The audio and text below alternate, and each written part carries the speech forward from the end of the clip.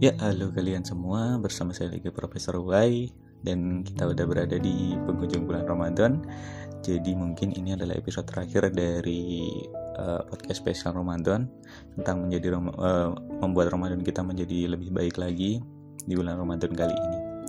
Dan di episode sebelumnya kan kita udah membahas tentang beberapa kebiasaan buruk yang di situ dapat menghalangi kalian untuk mencapai Ramadan yang lebih baik. Dan saat ini, karena kita sudah berada di penghujung Ramadan, kita harus melakukan refleksi.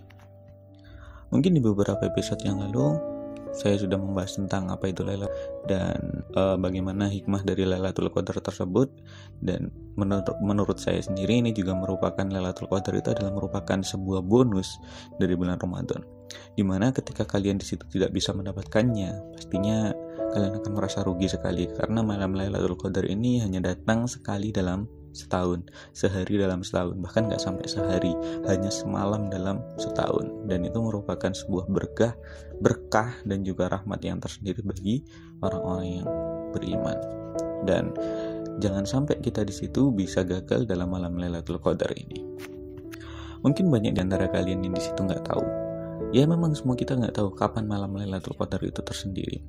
Tapi yang bisa kita ambil hikmahnya adalah malam Lailatul Qadar itu adalah 10 malam terakhir di bulan Ramadan, yang mana di situ kita harus memanfaatkannya untuk refleksi diri dan kemudian mungkin evaluasi diri kita ketika di bulan Ramadan ini, apa yang sudah kita capai, dan ya mungkin seperti itu.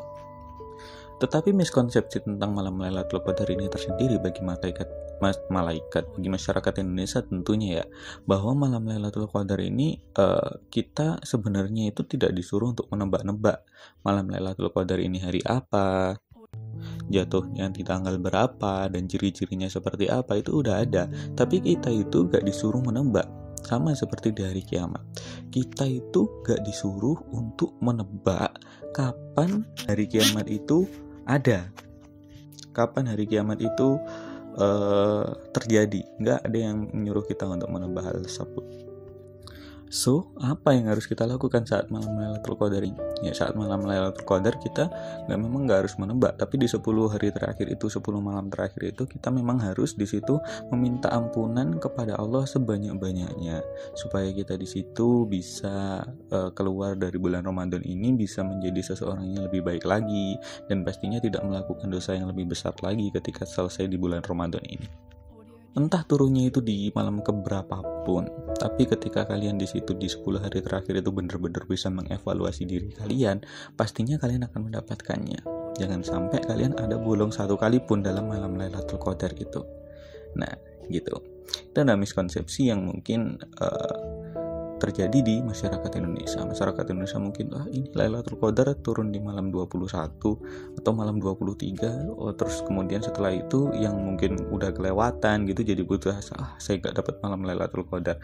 Gak seperti itu, kita cuman disuruh untuk beriman saja, percaya saja bahwa ketika malam Lailatul Qadar itu ada dan turun, pasti turun. Gak ada sepertinya tahun ini nggak ada malam Lailatul Qadar, nggak mungkin seperti itu, dan pastinya itu turun dan nggak ada seorang pun yang tahu, meskipun orang itu pangkatnya ilmunya setinggi langit sekalipun, nggak tahu dia itu malam Lailatul Qadar yang mana, meskipun dia mungkin udah pernah belajar di Mekah, hafal Al-Quran dan lain sebagainya.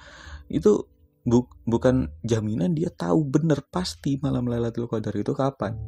Jadi meskipun kalian udah dikasih tahu, mungkin begitu dikasih tahu teman-teman kalian yang soleh gitu ya, malam Lailatul Qadar turunnya tadi malam, jangan putus asa bahwa tadi malam aku ketiduran nih. Nggak seperti itu. Yang perlu kalian lakukan hanyalah iman saja bahwa malam Lailatul Qadar itu turun di 10 hari terakhir di bulan Ramadan. Adapun nanti urusan turunnya kapan itu bukan urusan kita. Yang penting kita di situ melakukan refleksi dan evaluasi diri di akhir bulan Ramadan ini. So, berbicara tentang refleksi dan evaluasi, kita di sini akan menghadapi sebuah lebaran yang mungkin untuk tahun ini agak sepi ya, karena ada pandemi COVID-19 ini, dan bahkan di baru-baru saja ini ada sudah diterapkan PSBB, pembatasan sosial berskala besar di daerah saya ini, sehingga mungkin kali ini lumayan lagi tambah sepi lagi mungkin ya. Tetapi seperti yang saya bilang, mungkin inti dari lebaran itu kalau menurut saya sendiri itu adalah kembali suci ya, maksudnya kalau Idul Fitri itu kalau di dalam so di momen lebaran ini seharusnya ya, kalau menurut dari kata aslinya ya, kita seharusnya ketika momen lebaran ini kita itu sudah kembali suci, kembali menjadi seseorang yang baru keluar dari bulan Ramadan ini. So kalau dari menurut saya ini ada 3 dari pembentukan kebiasaan dari bulan Ramadan. Mungkin setelah kita di situ melewati bulan Ramadan ini dan 5 sukses Ramadan itu yang perlu kita biasakan lagi setelah di bulan Ramadan ini ada 3 ini. Yang pertama adalah prinsipnya adalah kebiasaan itu berawal dari dalam. Kalau dari beberapa kutipan yang saya baca ya, manusia itu ya kayak telur gitu ya. Namanya telur itu ketika dia dipecahkan dari luar, dia akan pecah dan ya pecah, entah jadi telur dadar atau jadi telur ceplok atau mungkin jadi telur busuk, itu akan pecah. Tapi kalau dia itu dipecahkan dari dalam, akan keluar anak ayam. Nah seperti itu ya, sama manusia itu juga seperti itu. Ketika kalian memecahkan seorang manusia itu dari luar, kemungkinan besar ya, dia itu jarang bisa menjadi lebih baik. Tapi ketika orang itu memecahkan telurnya sendiri dari dalam, dia bisa menjadi lebih baik. Derajatnya itu naik dari telur menjadi anak ayam. Dan ketika derajat itu dikasih makan dan jadi ayam dan bisa menghasilkan telur lagi. Manusia juga seperti itu. Kebiasaan kalian, kalau kalian dipaksa hanya karena kalian bulan Ramadan, terus kalian mungkin gak onani, terus kemudian gak ngerasani, terus kemudian gak marah-marah, hanya karena bulan Ramadan. Terus kalian meninggalkan semua itu hanya karena bulan Ramadan, gak ada kerentek, gak ada keinginan dalam hati kalian bahwa saya harus berubah, saya harus menjadi lebih baik. Itu pastinya tidak akan berhasil. Ya sebenarnya bukan tidak akan berhasil sih, kurang untuk berhasil itu. So yang namanya perubahan itu memang dari dalam. Dan yang kedua juga, hal yang perlu kita rubah merupakan harusnya hal-hal yang mendasar, bukan hal-hal yang di situ tampak. Maksudnya gimana? Kalau dari Stephen Covey, penulis dari 7 Habits of Highly Effective People maksudnya. Nah itu kebanyakan dari kita itu berubah hanya dari luarnya saja, menjadi orang yang lebih ramah, menjadi orang yang murah senyum, menjadi orang yang ya dari luarnya sajalah, suka membantu. Ketika mungkin kalian di situ mencoba untuk membaca tentang beberapa tips dan trik untuk wawancara kerja gitu ya, orang kebanyakan itu mencari jalan pintasnya. Gimana cara kita menunjukkan kepada si pewawancara bahwa kita itu orang yang pekerja keras. Nah habis itu langsung dikasih tahu tips dan triknya. Padahal ya seperti itu biasanya nggak long lasting, nggak bertahan lama.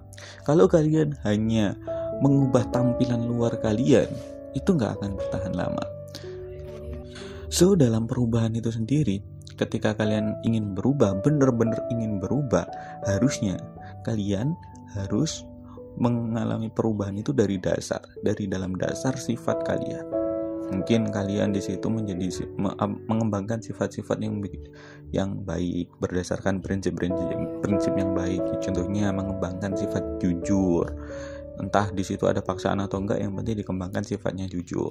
Dan kemudian mungkin dikembangkan sifat-sifat yang rapi, atau mungkin membiasakan diri untuk sifat-sifat yang mementingkan hubungan keluarga dan lain sebagainya. Nah, dengan menggunakan perubahan yang dari dalam karakter sendiri, mungkin itu memang lama dan mungkin itu memang menyakitkan, tetapi perubahan yang seperti itu bertahan lama juga. Nah seperti itu. Dan yang ketiga adalah perubahan tidak harus dimulai dari sesuatu yang langsung besar. Ini juga merupakan sebuah pelajaran juga, bahwa ketika kita di situ ingin berubah, jangan langsung memasang target yang besar. Ketika kalian di situ kalau quote-nya, kutipannya itu adalah perjalanan 1000 km sekalipun, perjalanan mengelilingi dunia sekalipun dimulai dari satu langkah. Gak mungkin dong kalian perjalanan keliling dunia hanya cuma satu langkah, tapi pasti ada langkah awal. Entah langkah awalnya itu cuma 1 senti atau mungkin cuma 1 mili. 1 mili menggeser kaki doang 1 mili. Itu pasti ada langkah awalnya, dan itulah yang harus kita lakukan. Jangan terlalu muluk-muluk, karena ketika muluk-muluk pikiran kalian pastinya akan stres dengan kemulukan kalian itu sendiri. Oke, mungkin itu 3 dari kaidah perubahan yang mungkin bisa kalian terapkan, dan aturannya itu bisa kalian terapkan juga dalam untuk berubah menjadi lebih baik. Dan mohon maaf lahir batin kalau mungkin kata-kata saya itu ada sedikit salahnya, dan selamat menunaikan ibadah puasa dan selamat Hari Raya Idul Fitri bagi yang merayakannya. Dan terus jangan lupa ya, dengarkan podcast Mesti Denger ini untuk mendapatkan insight-insight yang lebih baru lagi, entah tentang kesuksesan, motivasi, atau mungkin tentang berita-berita terkini dan lain sebagainya.